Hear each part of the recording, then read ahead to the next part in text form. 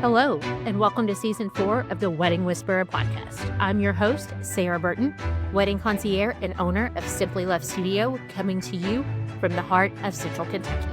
Around here, weddings are more than a single day. They're about family tradition, a little bit of chaos, and a whole lot of love. And my job is to help you navigate all of that with clarity and confidence while staying on budget. At Simply Love Studio, I help couples plan their weddings for free, connecting you with the right vendors, realistic timelines, and thoughtful guidance so that you can enjoy the process. This season, we're diving deeper into real connections, what works, what doesn't, and how to plan a wedding that truly feels like you. Whether you're newly engaged, deep in planning, or just love a good behind-the-scenes wedding story, you're in the right place.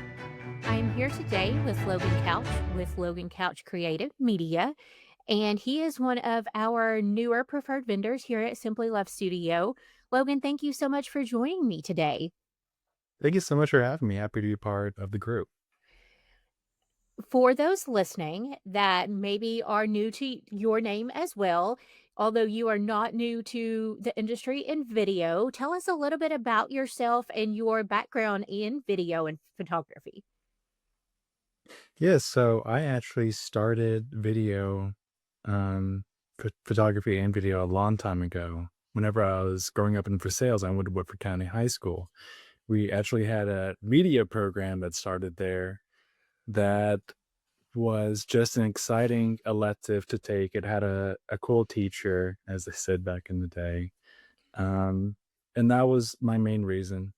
But once I got into the class, I really refound a love for being creative that I had lost. Whenever I was younger, I loved to draw and paint and really do everything like that. Kids in my elementary school thought I grew up to be an artist. But whenever I got into media, that's really when that side of myself started to come out again. And I thought the kids were wrong that I'll grow up to be an artist, but I guess in some ways you can say that about what I do, although I would never really say that about myself. Um, but I learned to shoot, I learned to edit, I shot covered school events, I made skits. It was really just all passion. Um, and my first freelance job actually came during that time whenever I got to make a video for my superintendent of the high school who got a nomination for Superintendent of the Year. So he asked me to interview teachers and students about him. And he gave me an Amazon gift card when it was all wrapped up. And it was that and many other projects that just hooked me. But even then, I didn't think it would be something that I grow up to do. It was definitely something I was interested in until I ended up going to college at Northern Kentucky University, and I wasn't really sure what I wanted to do. I actually left high school wanting to be an athletic trainer, but I was someone who changed what I wanted to do every single year. Every year I had to get a sports physical, and every year my doctor would ask me, "What do you want to do when you grow up?" And it'd be a different answer every single year. It was a teacher, it was even a police officer at one point, as an architect, it was a esthetician. But I can't imagine doing anything else than what I do now. But back to going to NKU, they asked me what did I like to do whenever I was in high school. And I told them I had this media class I was really interested in. And they actually told me they had a program called Electronic Media and Broadcasting, which I didn't even know existed. My next question was, does it require any math? And they said no, which was a huge selling point for me. I was over all the finding X and all that. I haven't had to do that in well over 10 years now. Thank goodness. But I never thought I would be someone who owned my own business from that. I had teachers who said you would be really good if you got your own company going, and I just didn't think I was equipped with the skills for that. And I would much rather have less responsibility per se. I don't know what it was. It was just seemed like such a huge load to own your own business. That seemed crazy. But from there, I had a wide breadth of experience at NKU. I worked for broadcasting for ESPN. I worked in a studio making commercials. I worked for the College of Business in a local library making content for them. So I have a wide breadth of knowledge. and experience. So how did you get into weddings? So I got into weddings because I had a friend when I was in college who shot weddings, and they asked me if I wanted to help out and second shoot with them. And I said sure, because they were going to pay me at what the time seemed like a lot of money. I think it was like $200 or something like that. And I got to come help out with them, and I had such a fun time. It was so free and creative compared to the work I had done shooting commercials or shooting sports. I really enjoyed it, but even from that point, I didn't think it would be something I ended up doing. And I don't think a lot of wedding vendors ever planned on becoming a wedding vendor. It's just something you kind of fall into. Even today, sometimes when I tell people I'm a wedding videographer, they're ready to give me their sympathies sometimes. Like, oh, I'm so sorry I have to do all that. They think it's a lot of pressure and all that, but I really do love it. There was really no point where I said, I'm going to start a business. It was something I fell into, really, because I would have these other jobs that I was working, and people would see I was working with a camera, and they would think I have some extreme qualification to do that. And they would ask me if I would shoot a video for them, shoot real estate. And I loved doing it all. I love shooting everything. I love the video and photo side of it. I learned both of those while I was in college, and I like the challenges and rewards that come with both of those. But I only do videography for weddings. Um, it's just different between photographers and videographers. There's a lot of pressure on photographers. People said there's pressure for videography. There's a lot more for photographers on the day of. They all have their shots they need to get. Um, they have all kinds of family shots they need to get. I think I want to be a wedding videographer just so I don't have to do the family photos that happen after the ceremony, usually on wedding days. Those are photographers are calling out names, trying to find grandmas, and usually I'm not even there. I'm shooting the cocktail hours. What year did you officially start your business? It's hard to say an exact date, but I started doing freelance work around 2019. I started shooting weddings with a friend then, and I shot a few more with him. And I really wanted my own thing going on. I thought I had the skills, and eventually I got the confidence to make myself the face of things. I thought I really wanted to be someone who shot things for someone else. They would just tell me where I need to go, what I need to shoot, and I would go do it. Um, but I really wanted, I don't want to say a bigger piece of the pie, but just my hands more on everything. Um, I really enjoy my getting to know the couples a lot more in ways I never did when I was just second shooting weddings. And my first wedding I ever actually did was for a friend of mine. Her brother was getting married, and they wanted to add on videography last second, but they didn't have a huge budget for it. So my first wedding I shot was $300. I know some people shoot their first weddings for free or negative money because they might pay for hotels or things like that to go shoot it for a friend. But I shot it for my first one for a family friend, and they or a friend of a friend, and they loved it so much. And that was back then whenever I had a little bit of imposter syndrome too, when even though it was a low amount they were paying me, I wasn't sure if I was worth it.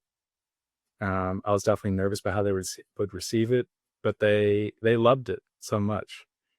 They still tell me to this day, which sometimes amazes me whenever I watch it and go back and see it. But it is a good video. Um, but from there, I shot another family friends. I actually had my mom's boss's daughter was getting married at a barn, and they wanted to add videography on last second too. So they got me, and I charged a little bit more for that one. They love the video, and I really feel like from there, I really got the ball rolling pretty well. It took a while to establish a client base, maybe a year or two, and really get that off the ground. But eventually, it's gotten to the point now where weddings are the main thing I do. I still do sports and corporate work and shoot events, but weddings are my absolute favorite thing to do. I love spending so much time with the couples. I get so much closer with them as a client than I do with any other ones. And I'm someone who loves to give gifts rather than receive them. I really enjoy putting thought into and work into them. And I love being able to give couples videos that they remember, or it takes them right back to the day and they remember exactly how it was. Absolutely. When it comes to the wedding day, and you touched on this just a little bit, I do want to start with kind of the difference in the photographer role and the videographer role. Um, I do think that they're fairly different, at least from my perspective.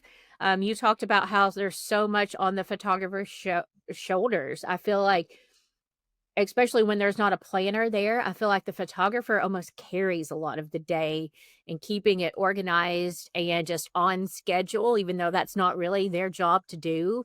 They're the ones that are literally, I guess, just moving people from point A to point B. They're the ones, getting everybody there for the family photos, moving people around. And like you talked about, they set up a lot of those photos, and then you're just kind of, I feel like, in the background. Is that how you would perceive that? Definitely say me and the photographer are hip by hip throughout the whole day. And I would definitely say to couples to do some research on their work and the person, because you spend a lot of time Mhm. with your photographer and videographer throughout the day. And typically, the photographer will be the one who speaks more during the day. Okay. They're one who does more of the posing. They're the one who has a shot list, whether it's theirs or the couple's. Um, and I would say the biggest difference that you touched on is the front end work that they do. They typically might make the timeline if the coordinator isn't available or if there isn't one to make one. But I would say during the day, I'm more to capture candid moments throughout the day. And I really focus on capturing all the big moments, like the first kisses, the dances, but I also capture all the small moments in between. And the photographer is definitely there getting those all too. But I'm there to capture more of the story and the feel of the day that you can't really get when you're looking through a wedding photo gallery. I'm more to get the candids, the emotional moments, the emotional beats that happen during the day, because a hug looks a lot different on video than it might look on a photographer's side. And also say a big difference is the work afterwards. They will photo and edit a photo gallery, which is hard in itself. I know it does take a long time. And they will do a lot more small touch-ups, removing lights or moving people from the background. That's typically where most of their work comes from, aside from just editing the color of it. Whereas me, I have typically on a 10-hour day, I will shoot about 5 to 6 hours of video that I look through. I go through every single clip and I select the shots that are usable, every single possible usable shot, go through all those, and then I edit a typically 15 plus minute video together telling the whole story of the day. And that involves music, that involves audio from the day that I captured. There's a lot of moving parts that sometimes still doing it make my head spin when I'm trying to put them all together. But there's a lot more back end work on the videographer side, making a video for the couple than for the photographer. Touched on something that was great as well about how the couple spends so much time with the photographer and videographer on the wedding day. I typically say that they spend more time with their vendors on their wedding day sometimes than their significant other. And my recommendation, and I think that we even did a whole podcast on this about engagement sessions and why they're important. One of those is so that you feel comfortable with your photographer on the wedding day and that you like how they pose you and how you connect with them, and so that you like the outcome as well, because I can look at photos and see when people feel awkward or they don't feel their best self. And if you don't feel your best self with your photographer, or you feel awkward or just whatever, you're not jiving, it's going to come through in your pictures. And I always tell my couples, literally in our first meeting, I'm like, trust your gut. Like, if we need to break a contract at some point because something feels off or you didn't love your time with the photographer at the engagement session, like, we want you to have the best fit. And like for the photographer, if it wasn't, a good fit, they want you to tell them that. You will, like you said, you will spend 8 to 10 hours with them on the wedding day. And talking about the difference in photo and video, for me, when I look at a camera is a camera. They're usually black. They're going to say like Nikon or Canon or Sony on them. That's literally the only difference that a normal human knows about a camera. Is there a lot of difference in a camera between a photographer and a videographer? Like the short dummy version here. Okay. So I would say the main difference between photographers and videographers camera-wise is how they use it. Typically, photographers are just capturing a moment, often 1/1000th of a second in their camera, a blink of an eye. Whereas I hold my camera on people because I need to get a 5 to 10 second long video clip. I would say the main difference between videographers is their setup they use for their camera.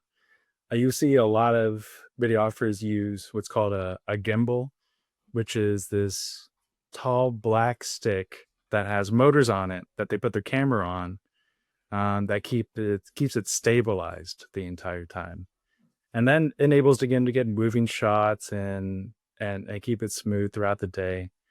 But what I really prefer to do, and I see others do it too, is to shoot handheld, which is where I'm just holding the camera in my hands. And whenever I do this, it allows me to be very flexible and capture all the moments that happen during the day. Because sometimes gimbals, they're very bulky, and just by dealing with them and not having your full body control of them, you can miss things throughout the day. So that's my big focus on these wedding days, is capturing every single moment that happens throughout the day, because you never know how valuable that shot may be later in life, whether it's a hug from your grandma, a kiss on the cheek from your dad. All those moments mean a lot to me and even more to couples, and I want to make sure I capture every single one. So I sacrifice a little bit in terms of production quality to make sure I get everything captured in its full integrity during the day. How many cameras do you show up with on a wedding day? So I shoot with one camera in my hands usually during the day. I have multiple lenses I might swap to get the optimal fit depending on my distance or the room space. But I always keep a backup camera on me, and I set up a tripod during the day too to get full shots, whether it's a ceremony or the speeches or things like that. So it's not a handheld camera roaming around, because that has its moments and other times it doesn't if you're trying to watch your ceremony in its entirety. But by doing that, having that camera to put on a tripod, I also have a backup camera on me throughout the whole day. I keep lots of batteries on me, backup SD cards, because you never know what can happen. A camera can just go out, something can happen where it drops or something is spilled on it. Wedding days are very unpredictable, so it's definitely good to have backups of everything during the day. And if somebody is listening to this and they are looking for a videographer or photographer, that is always a question to ask, is how they're backing up everything from that day, what they're doing with it when they get home, what kind of the storage process is for that, because you can't recreate that day, and we want to make sure that there are backups for that. I definitely think it's always worth asking your photographer, videographer, what methods they have in place to back up footage. Ask them if they will double back it up. For example, I shoot everything, it goes to an SD card, and I do not delete that until everything is fully delivered. I also back that SD card up onto a separate hard drive that I edit off on, and I back up that hard drive onto a mother drive that I keep everything on that I have just in case. Because people pay me a good investment for these, and knock on wood, it's never happened, but I can't bear the thought of not just the consequences business wise of losing someone's footage, just personally, I would Mhm. feel so awful. Going into a wedding day, you typically most likely get a timeline from a planner or the bride, somebody leading up probably a week or so before the wedding. Do you typically reach out to the photographer before the wedding day, or do you just meet them on site and meet them there? I always try and touch base with the photographer if I can before the day, almost just like how it is with couples where I really try to establish some rapport before the day. It's often the same with photographers because usually there's photographers I will work weddings with and see around, but most of the time it's a photographer I've never worked with Mm. before. And I travel out of state for a few weddings too, so there's a very good chance I'm not familiar with them. But I at least always try and say, "Hi, I'm Logan. I'm shooting so and so's wedding. I can't wait to work with you." And always establish when they're getting there and when I'm getting there. And if it's around the same time, try and coordinate the first events to make sure we're not missing things. I would say it's very helpful when me and the photographer arrive at the same time during the day. Sometimes if I arrive an hour or later after the photographer or vice versa, we're playing catch up on shots the other may have gotten. Like for example, if I'm getting there an hour after the photographer, I'm usually rushing to get the detail shots, shots of the space, and other things they might have already gotten at that point. That makes sense. I do see sometimes where if a couple has a photographer and a videographer each for 8 hours, they'll have one of them come in earlier in the morning and then one of them stay later in the evening so that they can get the sparkler exit. So your recommendation would be to have photo and video there at the same time then? I think it definitely helps starting out the day. It definitely has its moments where some people maybe because I know videography is sometimes a thing that gets added later in the budget or later in the wedding planning process. I feel like photography does take priority over video and just making sure everything gets captured because I may leave earlier, but usually they will keep the photographer because they at least want photos of that moment. But I definitely would say it does help to arrive on the around the same time. There's definitely times where the photographer will shoot the getting ready and I will arrive for the ceremony. And that's completely fine with me because those things they shot, I'm not asking her to re-put on her dress, for video. But it definitely does help. With your different packages, do they come with a different amount of hours, or is there a particular number of hours you recommend a couple hire a videographer for? So I offer a 6, 8, and a 10-hour package for couples to choose from. Usually the 6-hour package will cover the key moments of the day. Oftentimes people book me to get there before the ceremony, and usually I will leave around the first dance. And that way they get the ceremony, they probably get groomsmen and bridesmaids and bridal party photos as well as usually most of the reception events. I'd say 8 hours what most couples get because that can be a little more flexible in terms of your timeline. Because sometimes if you get a 6 hour and you're really trying to make sure everything happens within that 6 hour time, and it can be very stressful. So I'd say if the budget allows for couples to get an 8 to 10 hour package, just to give themselves and the vendors a little breathing room to get everything captured within that time. I would say the 8 hour is the one people most get, and that usually either allows them to get a getting ready before the ceremony or events happening later in the night, like dancing or a send off. because I've had people book me for 8 hours and I get there right at ceremony and I stay till the end of the night. And I have people for book me for 8 hours and I get there for them getting ready and leave a little bit around the first dances. And 10 hours, I'd say, is the most breathing room that lets couples get me for the full day. They're not worried about making sure this happens before I leave. Because I know sometimes with my 8 hour package, it's just almost not enough sometimes. And definitely with the six hour where they're asking me if I can stay a little bit more. But I definitely recommend talking to your vendor to make sure their package fits with your timeline and what you have. And if it's realistic for you to get everything you want within that time period. I feel like when I meet with couples, videographer is either very important to them and they want to book it at the beginning when they book photography, or it is a we will wait and see how the budget turns out. I don't feel like there's an in between there. And so that is something that when you want a videographer and that is important to you, it's something that we do go ahead and book when we're booking photographer, because you can only be at one wedding on a Saturday. You're only going to take one wedding on a Saturday. And so when you're booked, you're booked. And honestly, we do not have a ton of videographers for weddings here. At least that's how I feel. Do you feel the same way about that? Or do you feel like there's a bunch? I definitely feel that way too.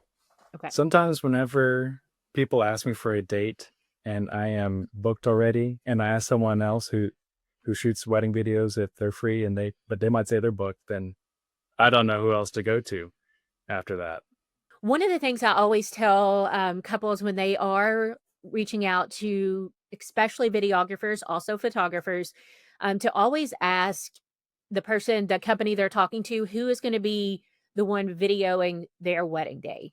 We do have essentially what are called agencies. We also have this in the hair and makeup industry as well. You book an agency and then you're kind of assigned someone. So when you call Logan and you book Logan, you get Logan. But there are other companies where you're booking this company and then they have to find a videographer for you. And from the back end of things on a wedding vendor perspective, we will see those vendors posting on Facebook the week of somebody's wedding being like, hey, I'm looking for a videographer to take care of this wedding on Saturday. And I'm like, you've probably had this booked for 9 months and you're just now trying to find a videographer. Like, that makes my head want to explode. So anytime, and the same for a photographer. I don't think there are as many photography agencies now that there used to be, but anytime you are booking literally any vendor, ask who's going to be there on the wedding day. And if it were me personally, if they can't tell me who's going to be there on the wedding day and I can't see their work, I'm not going to book that company. Um, that's just personal preference. One of the newest things we have seen in the last, especially year here, is the addition of content creators at weddings. Have you worked with a content creator yet at a wedding? I have. I actually worked last May for the first time with a content creator. And it's funny because I actually wasn't sure who they were throughout the whole day because that was my first time and I don't think the couple had mentioned. And it was for a groom who had a strong social media following. So I definitely understood why he wanted a content creator as well. But I think it's a great addition, especially in times where um, there's so much social media and people want as much from their wedding day as possible to share with everybody. And I definitely respect content creators a lot. They're trying to give a quality product to the couple, just like I am. They also have to edit everything just like I do. But I would never say it's something you get in place of photography and videography. I know a content creator here who told me she went to a wedding and she realized they didn't get a photographer, videographer, they just got her. That is terrifying. I know. So she ended up having to do a lot more because often content creators, they will let the photographer and videographer do more of the work or more of the posing and directing while they're more off to the side, capturing just the candids, the moments, the spaces from the day. But I think a content creator also could tell you it's not a replacement for videography either. It's definitely a separate thing. It definitely has its own place, but I don't think you should ever get it in place of photography and videography or see it as a discount option to those things. From what I'm seeing, a lot of the content is really not necessarily even edited. It is literally put in Dropbox or Google and it's kind of sent over. They may put a couple of clips together, but it's not heavily edited. It's basically so that the couple has footage to look at on their way to the honeymoon while they're waiting on your final product, waiting on the photographer final product. They can go ahead and have, a Facebook profile change to their wedding photo, but is absolutely not a replacement for professionals. It's a fun add-on, essentially for social media purposes, in my opinion. It's not what you're going to put on your coffee table and have for 50 years. Yeah.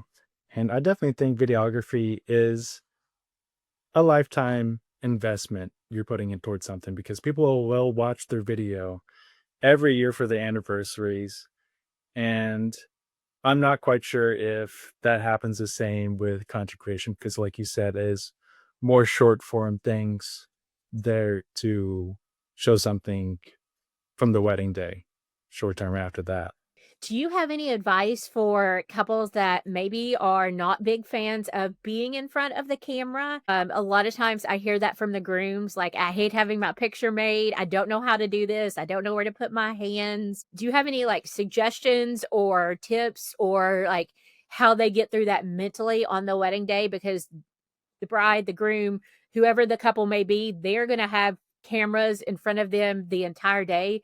If it's not a professional, then it's going to be somebody in the family with an iPad in the ceremony. Like there's always cameras on them on the wedding day. How do you prepare for that mentally? It all starts with booking your vendor in the first place, making sure you're getting someone who you're comfortable with and can talk to. Hopefully, getting someone who you can have conversations with prior to the wedding to get a little more relationship and get more comfortable with them.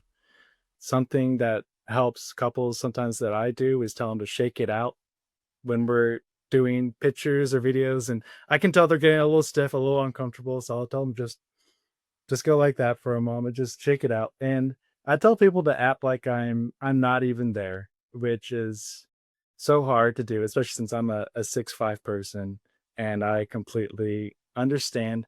And I'm someone who definitely understands the grooms because I don't like being the center of attention on things. I definitely don't like having the camera turned around on me. So I totally get it. Usually it's the brides who are more happy to be the star of the show. But I would say the camera is a very neutral observer. It doesn't have any judgment. It doesn't think you look bad. It literally is just a mirror that shows things as they are. It puts no jade on it. It's just an object, really. Having a camera and being a wedding vendor also does not make me an authority figure during the day.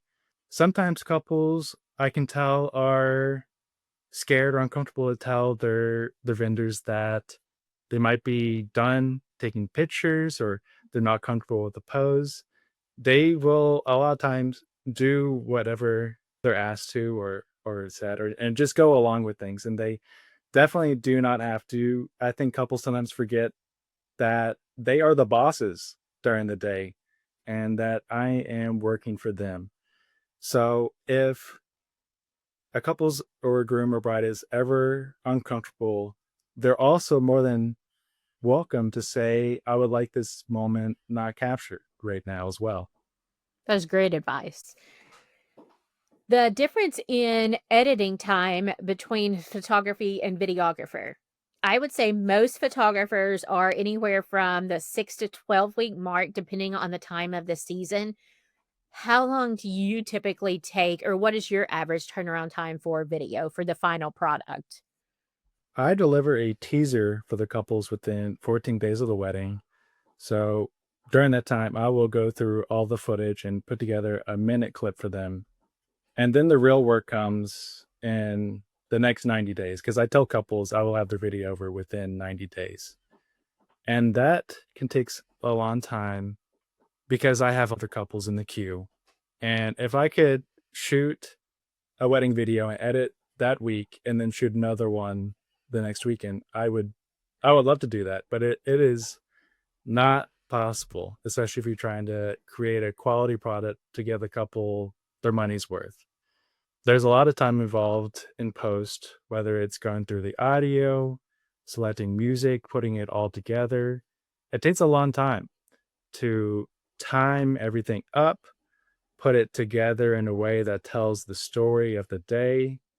It often takes me, I'd say, about 60 hours of work from start to finish for a wedding video. There's a lot of back end work that gets put into it and a little bit more work to make sure it's polished for the couple and not rushed out. Does the 60 hours include the time on the actual wedding day? 60 hours does not include the time on the wedding day. That is time all spent on my couch at home editing on my laptop. Um, it's funny because sometimes I see couples out and I recognize them immediately because I looked at them on my laptop for so long. There's sometimes where people don't even recognize me who were there on a wedding day, but I know who they are because I looked at them for maybe 60 hours on my laptop. One of the things I hear, I don't want to say a lot, but this does come up in conversation a couple of times a year where not you, but other videographers maybe do not meet their deadlines. And it's always hard to navigate that with a couple because for numerous reasons. The first one is I'm like, I don't want to make the vendor mad because I don't want them to do a bad job at editing. I don't want them to just throw it together. Is there any good way to navigate that decision? At what point do you think that, hey, maybe my wedding footage doesn't exist, or maybe I should just ask for the raw footage at this point?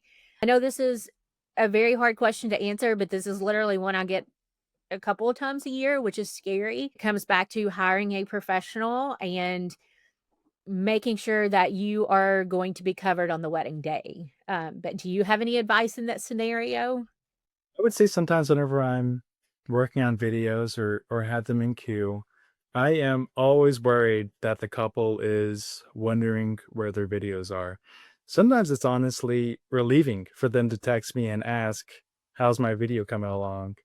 So I can tell them it's going to be this time, expectations. But I don't think people should have any worry about asking for an estimate of when things may be ready.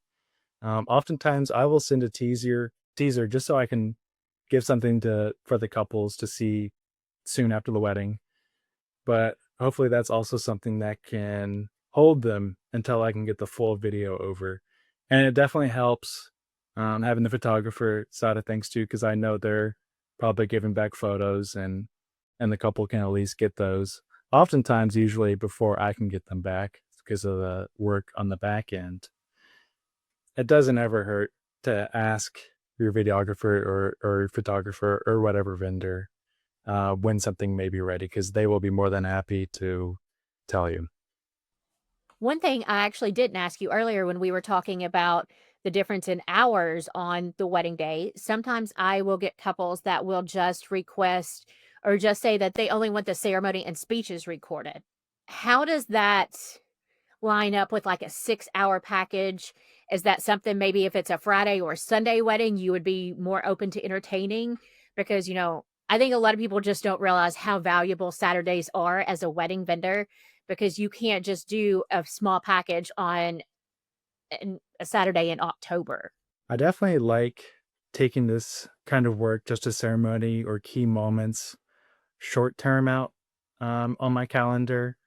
So that's 2 weeks out, a month out. I hear this, they need someone this date for these small amount of work. Oftentimes we'll be much more inclined to take that rather than half a year out, a year out. Even for a Friday or Sunday, I might not be able to know if someone else will book me for a full day. And it is risky for me to take that when someone may be paying for a full package for that day instead.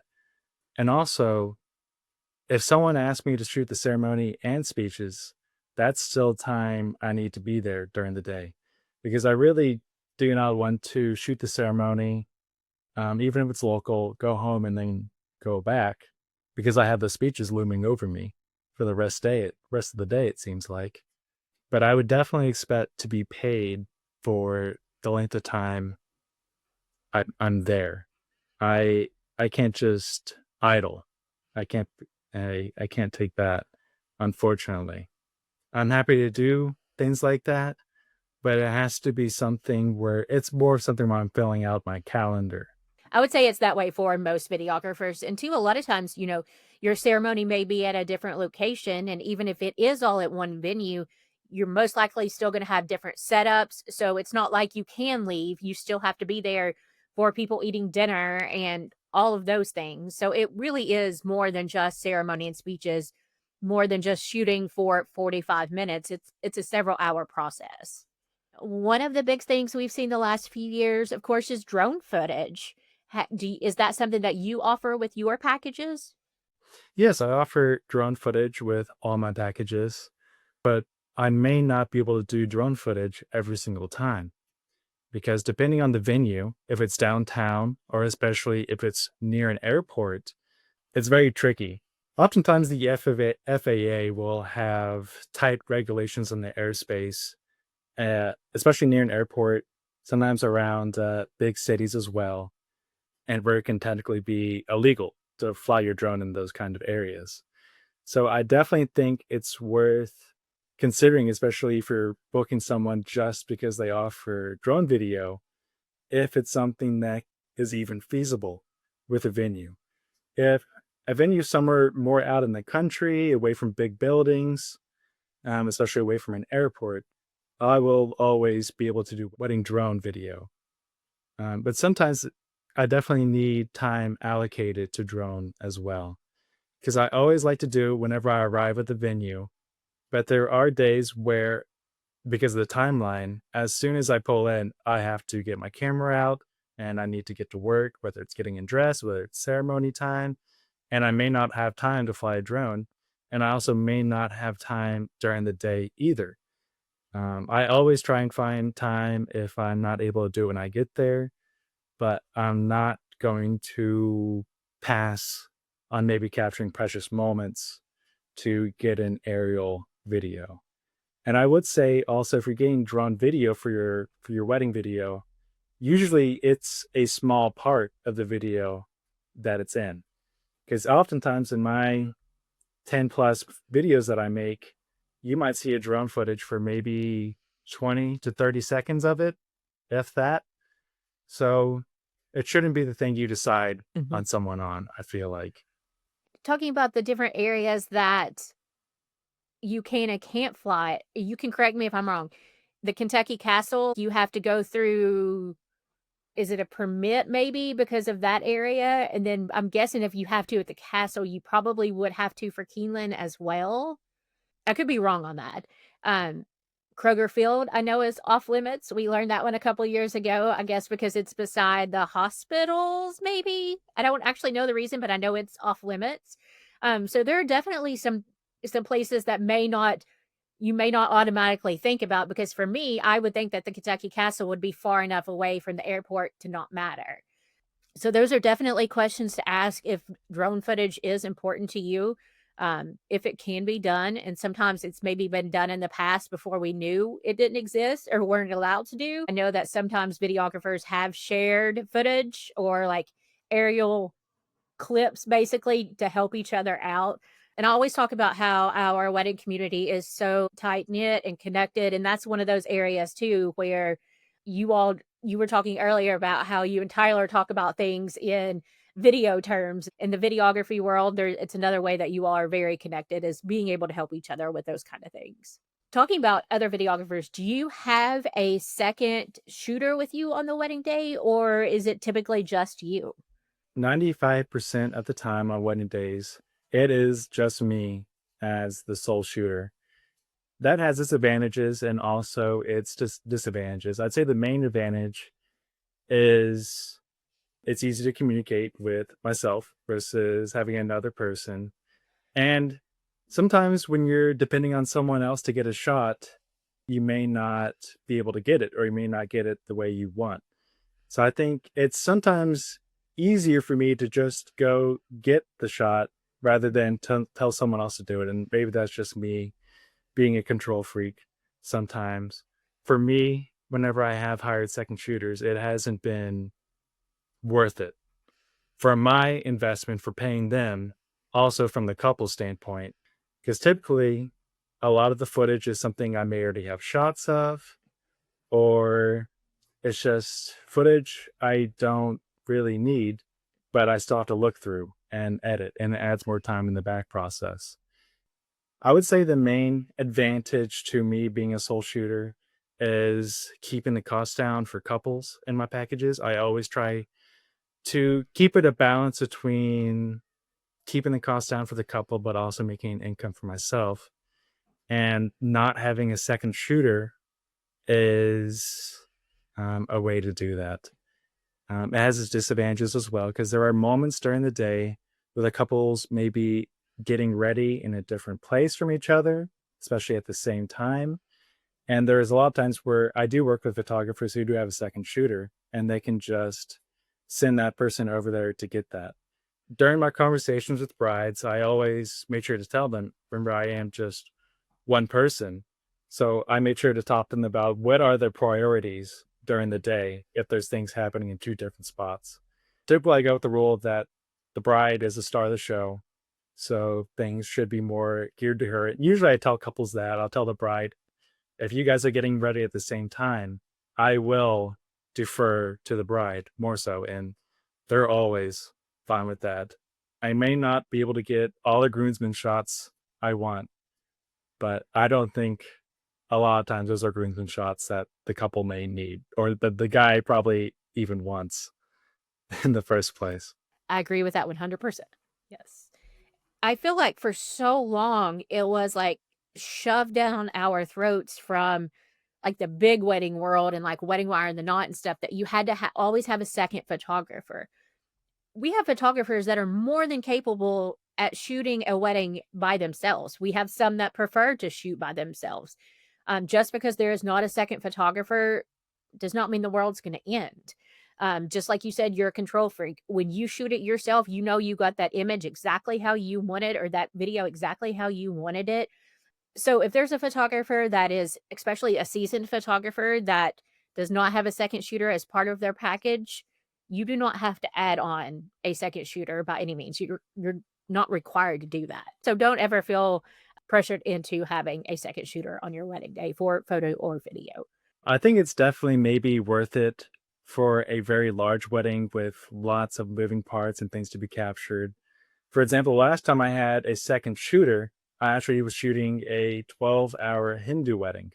If you have any experience with Hindu weddings, you know they are large events with lots of moving pieces. That's a great example of when you would need, or ideally you would have two shooters that day. It definitely helps me fill in the gaps on those huge days because I may not be able to get everything. But I would say for your normal 100 to 200 person wedding and under, a one person shooter is definitely more than enough. And especially when there's not a huge bridal party, and there's not, and it's all in one location, those scenarios, I feel like it's super easy for you. Let's talk a little bit like the final product. How do you, every video I listen to, a lot of times it will have the voice clips from the ceremony, the speeches, those kind of things. But how do you pick like the music that goes into the videos? So I actually talked to the couple to see if there's any songs they would like. And I know it's a controversial thing in wedding video the world, whether to use copyrighted music or not. And every time I've asked a couple what songs they want, of course, they never say, I want some copyright free music. I definitely think 10 years ago, it was definitely more controversial. But nowadays, with social media and so many copyrighted songs getting used, For everything, I don't think it should matter as much. I would say one thing I love about my videos, especially, is I always, if I'm there for the dancing, I'll have a dancing portion at the end. And I tell couples, I ask them if they've ever seen the movie Mamma Mia, and usually the girl has. And I talk about the scene in the end where it has all the characters coming together and they're dancing and singing. And I love that ending part to videos. And to kind of give that the right feel, you do need, in my opinion at least, a copywritten song of some kind. Usually like to have their first dance song in there or the song they came down to the aisle on. I feel like they should have that in the video, especially for most of my videos. The only time they're seen is by the couples or those they share them with, so it's more private. Because technically, I am making a product that was paid for, but it's not for advertising purposes either. It's for a couple to view privately. So in that regard, I don't think it should be a huge hot take to use copyrighted music in that instance. The types of videos the couples get, you said that you typically do a 1-minute teaser within 2 weeks, and then what other types of videos do they get whenever they get the final product? I try and give couples as much bang for their buck as possible when they invest in my packages because I know it is a solid investment. And I try to give as much possible back from the day of as I can. So that starts with the teaser. I give back where I give them something they can see pretty much right away after the wedding. And that helps them have more patience waiting for the rest to come. But I also give back a full video as well. I say full length videos whenever I talk to couples because I don't cut too much out. Of course, I go through all the footage and select the best bits, but I don't have a timeline I'm trying to get under per se. I'm trying to put in as much of the moments through the day as possible because whenever I think of remembering a moment or remembering a day, sometimes I'll hold one of the best days of my life can be remembered in just a 10-second memory from that day. And I think just giving as many moments as possible from the day really helps you remember because there's so many things I capture where I think I'm not sure if the couple will remember this if they didn't see it right in front of them. But of course, with the full length video and the teaser, I also give back the ceremony and speeches in their entirety as well. And I do hear a lot of couples who say, I got a video, but that's all I got. So I really try to give them as much as possible from the day. Also have a background in photography, just not necessarily wedding photography, but is there any advice that you have for couples going into the wedding day on how to do the best job they can in front of the cameras? This is what you have when it's all said and done, your photos and your videos. And I hear from so many couples that the day went so fast and there are so many things that they didn't remember even happening until they saw the photos and the video from the wedding. I think it's definitely important to view work online, whether it's photography or videography, to get a feel of the style that you're looking for, whether it's more candid or you want something more posed. There's times where couples book me and I have our wedding conversations before the wedding, and I ask them if they've had a chance to see my videos, and they say they haven't. So I think it's definitely important to especially view the work of someone you have booked and to understand the feel of what they do. You should look at the timeline, but also really think of what are some things that may be happening throughout the day that may not be on there that the photographer and videographer should know about. Because there's a lot of moments that happen, whether it's like a dessert being delivered during the dancing, a special gift that's being given. There's a lot of things that may not show up on the timeline that are very important to capture.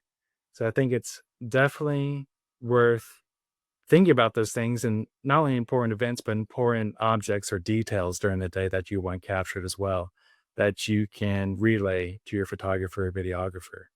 Speaking of the timeline, I think it also helps a lot to have flexibility and to plan for things to take longer than you think they might should. Because if one thing takes maybe longer than you might think, at least you have more breathing time because you gave yourself that later on. And that helps me a lot, not having to rush through the day to get things and run around. Whenever I have time to breathe and the couple does, and they're more comfortable, it definitely makes the product better. I agree with all of that 100%. And especially when you said if there's something special that the photographer and videographer need to know about. And that's where sometimes having a planner comes into play because it may be something for a parent that you don't want on the timeline. I had that several years ago where the bride was giving her mother a thank you bouquet during the reception. And so that was something, her mom saw the timeline a million times. We had to keep that off of there. So just things like that, it's definitely important, and if there is something, like, tied on your bouquet or lace from your mother's dress or, something that's in memory of, those are absolutely important things to share with your photographer. And I definitely think it's okay to ask your vendor, if they captured something too. Did you get this special pendant I have in my bouquet? Did you get our entrance sign that we made? I think you should definitely trust your vendors, but it's definitely also okay to confirm with them to make sure things are captured that you want to be.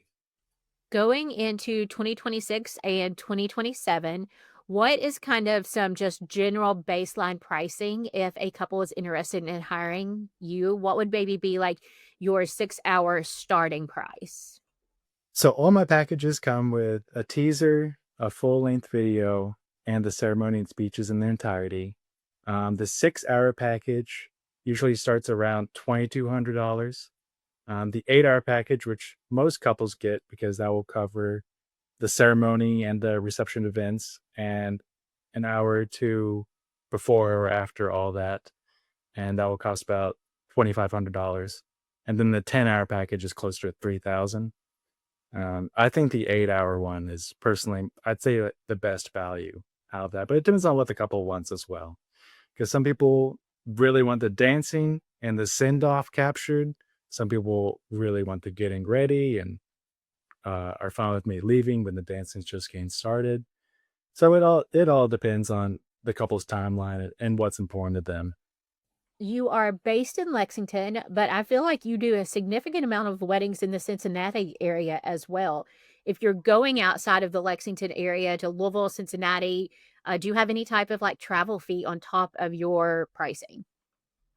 So from starting my business actually in Northern Kentucky, Cincinnati, I still have a lot of weddings that I book up there from couples I've worked with in the past who have recommended me.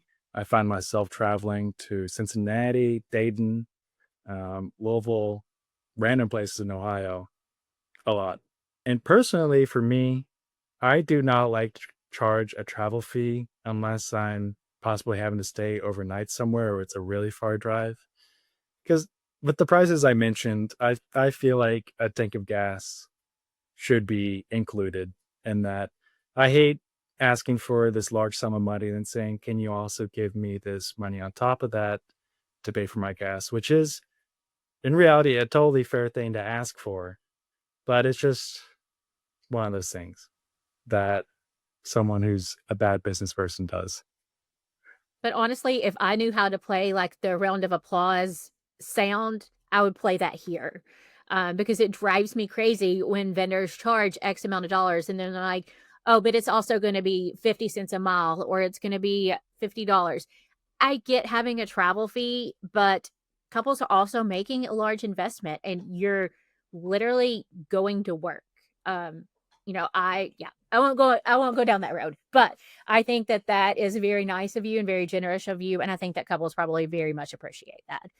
I'm someone who really likes prices being as I see them. I like having my prices on my website. I like being very transparent about what things cost. And I really hate to say, here's this large investment you're about to make. Can you also give me a little bit more on top of that? If someone is listening to this and they want to see some of your videos, how would they go about doing that? So they can find me on Instagram at couch underscore another underscore creative. And that will let them see the wide breadth of my work out there. You can also find me on my website, logancouchcreativemedia.com. Same name on Facebook, Logan Couch Creative Media. And there you'll see I do a wide amount of work, corporate, commercial events, sports. But my weddings are my passion, my favorite thing I do. And they're the biggest part of my business and life, honestly, at this point. Wedding planning doesn't have to be overwhelming, and you don't have to do it alone. If you want guidance you can trust, I would love to help. At Simply Love Studio, I offer free wedding consultations where we talk through your vision, your budget, and what steps make the most sense for you. There's no pressure, no obligations, no catches, no gimmicks, just honest advice and support to help you move forward with confidence. You can schedule your free consult anytime at simplylovestudio.com, and I promise you'll walk away with clarity and a plan.